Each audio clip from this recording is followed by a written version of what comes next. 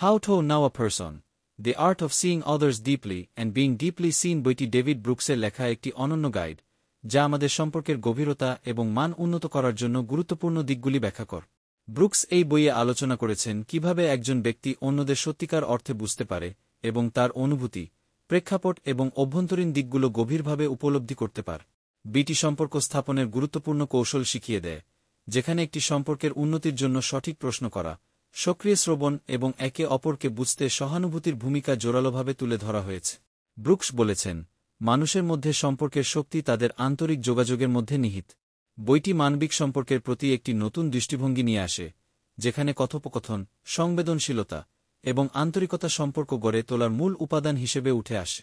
ব্রুকসের এই বইটি শুধু ব্যক্তিগত সম্পর্কের জন্য নয়, কর্মস্থলে এবং বৃহত্তর সমাজে সম্পর্কের শক্তি ও মানুষের প্রতি সহানুভূতি এবং গভীরতা বাড়ানোর জন্য একটি গুরুত্বপূর্ণ resource. 1. Seeing beyond the surface. এই ধারণাটি মূলত অন্য মানুষের প্রতি আমাদের অনুভূতি এবং সম্পর্কের ভিত্তিতে গঠিত।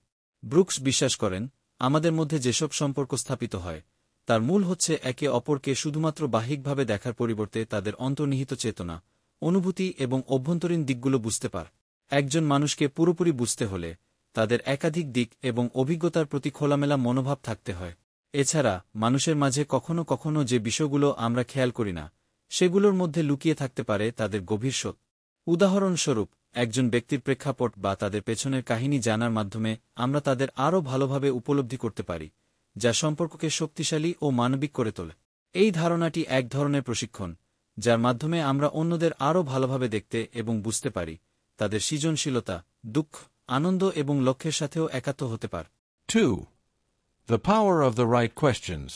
ব্রুকস বলেন, সঠিক প্রশ্নের মাধ্যমে আমরা অন্যদের অন্তর্নিহিত অনুভূতি এবং চিন্তাভাবনা জানার সুযোগ পাই। এটা শুধুমাত্র একটি কথা বলার মাধ্যম নয়, বরং গভীর সম্পর্ক তৈরি করার একটি উপায়। যখন আমরা কোনো মানুষের সাথে কথা বলি, তখন তাদের প্রশ্ন জিজ্ঞাসা করা উচিত, যা তাদের অভ্যন্তরীণ দিকগুলোকে উন্মোচন করতে সাহায্য করে। এমন প্রশ্ন যেমন, আপনি কোনো বিষয়টিকে সবচেয়ে বেশি গুরুত্ব দেন, যা অন্যরা বুঝতে পারে না? এমন ধরনের প্রশ্নের মাধ্যমে অন্যদের ব্যক্তিগত অনুভূতি এবং অভিজ্ঞতা জানার সুযোগ পাওয়া যায়। এটি সম্পর্ককে শুধু আন্তরিক নয়, সহানুভূতিপূর্ণ করে তোলে, কারণ সঠিক প্রশ্নগুলি মানুষের মূল্যবোধ, চিন্তা এবং জীবনধারা সম্পর্কে গভীরভাবে জানতে সাহায্য করে। প্রশ্নের মাধ্যমেই আমরা অন্যের সাথে সম্পর্কের একটি গভীর স্তরে পৌঁছাতে পারি, যা তাদের প্রতি আমাদের দৃষ্টিভঙ্গি ও মনোভাব পরিবর্তন করতে সক্ষম। 3. The crisis of disconnection. Brooks দাবি করেন যে আধুনিক সমাজে মানুষ একে অপরের থেকে বিচ্ছিন্ন হয়ে যাচ্ছে, যা এক ধরনের গভীর একাকিত্ব বা আত্মীয়তা সংকট সৃষ্টি করছে। তিনি বলেন, আমাদের একে অপরকে ভালোভাবে জানার এবং বুঝার মধ্যে যে দূরত্ব তৈরি হয়েছে, তা শুধুমাত্র আমাদের ব্যক্তিগত জীবনকে প্রভাবিত করছে না, বরং আমাদের কর্মস্থল এবং সামাজিক সম্পর্কগুলোকে দুর্বল করে ফেলছে। বইটি এই সংকটের সমাধানে জোর দেয়, যেখানে ব্রুকস পরামর্শ দেন যে সম্পর্কের মধ্যে বিশ্বাস এবং সহানুভূতি তৈরি করতে হবে। যখন আমরা একে অপরকে বুঝতে পারি এবং মূল্যায়ন করতে পারি, তখন আমাদের মধ্যে এক নতুন ধরনের সংযোগ এবং সহযোগিতা সৃষ্টি হয়, যা বিচ্ছিন্নতার বিরুদ্ধে কাজ করে। ব্রুকস পরামর্শ দেন, সমঝোতা এবং আন্তরিকতা বাড়ানোর জন্য নেতাদের এবং ব্যক্তিগত জীবনে আমাদেরকে একে অপরকে আরও গভীরভাবে দেখার প্রচেষ্টা করতে হবে। 4. The art of conversation. Brooks আরও বলেন, একজন ভালো কথোপকথক হওয়া শুধুমাত্র গল্প বলার দক্ষতা নয়, বরং এটি হল একে অপরের সাথে একযোগে সম্পর্ক গড়ে তোলার ক্ষমতা। সেরা কথোপকথকরা একে অপরের দৃষ্টিভঙ্গি এবং অনুভূতি শোনার জন্য সক্রিয় শ্রবণ ব্যবহার করেন, এবং তারা একে অপরকে তাদের অনুভূতি এবং চিন্তাভাবনা শেয়ার করতে সহায়তা করে।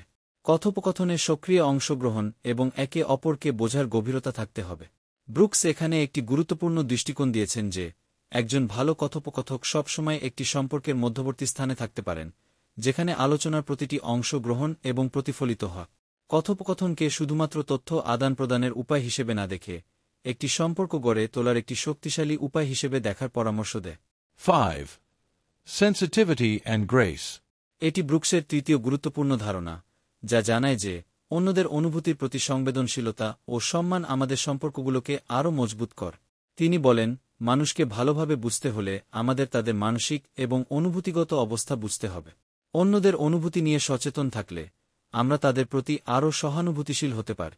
বইটির মাধ্যমে ব্রুকস শিখিয়ে দেন যে সম্পর্ককে উন্নত করতে আমাদের মধ্যে সম্মান এবং অনুগ্রহ থাকতে হবে, যা আসলেই মানুষকে সম্মানিত করে।